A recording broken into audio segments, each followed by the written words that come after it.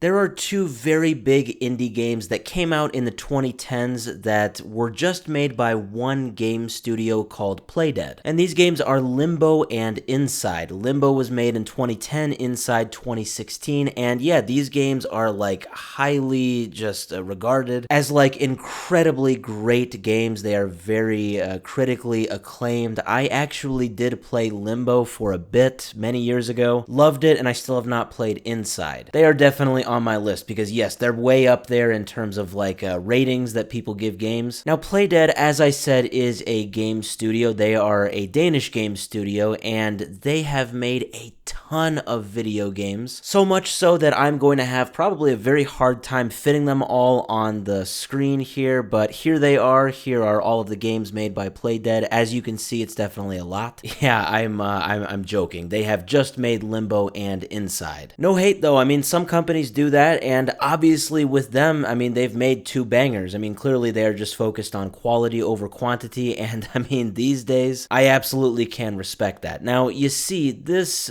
studio, Playdead, they are made up of two co-founders. So they are Dino Patti, that's pictured on the left there, and on the right is Arnt Jensen. I don't know what's up with this picture, but I love it. It's like American Gothic or something. But the thing with this picture is that it must be an old picture because you see, they parted ways. It was very shortly actually after Inside was released. It looks like it was 2017 when Dino Patti left the studio completely. It sounds like it was just kind of over a disagreement, or they just didn't see eye to eye on things. Who really knows the specifics? Maybe one didn't invite the other to their birthday party. I don't really know. I wasn't there. Point is, Mr. Dino Patti, one of those two co-founders, he left. Looks like he's doing his own thing with his own game studio now. But here's the thing. Last year, there was a LinkedIn post allegedly made by Dino Patti that it sounds like was kind of just talking about some like behind the scenes like looks at the production of Limbo. And I guess in this post, he used a picture that was taken or created by Arnt Jensen, the other guy. And I guess things were not taken too lightly because I guess Arnt, he allegedly wanted to settle things with a payout of like 77 grand for unauthorized use of this photo and like a lengthy description that included some like copyright stuff, I guess. But I guess that didn't happen, and now they are officially going to court because you see, Dino Patti, he was just interviewed in a podcast. Now this was just released a day ago by Arkaden, and unfortunately it is in the Danish language, so I wasn't really able to like listen to everything. It is translated through like the YouTube text, but that isn't always reliable. Now luckily there was actually an article that was written on it on the official Arkaden website. So we did kind of get some insight on things that were said. So it says, according to Dino Patti, Playdead's lawyers intend to proceed with the lawsuit so that a trial will take place at a later date. He explains that he has not been sued before and therefore does not yet have the full picture, but that he and Arnt Jensen will now be sitting across from each other for the first time. And I think they mean to say in a court setting. This is translated still, the article from Danish, so it still might kind of have some stuff here and there that we have to work through, but it goes on to say in the podcast, Dino is asked what he thinks the motivation behind Playdead and Arnt Jensen's actions is. Here he repeats what he has previously said, that it is about erasing his role in Playdead's history and the development of both Limbo and Inside. This is very interesting. So it says where he was previously on the first page of the credits as executive producer, he is now on the fourth. And according to Dino, this is an expression of a conscious ambition to write him out. And looking further, it kind of sounds like this is from the many re-releases of Limbo and Inside that have since come out. Since Dino split in 2017, obviously we've had like a different generation of consoles, they've had re-releases. So it sounds like in at least one of those games, but maybe both, Dino is basically getting like erased from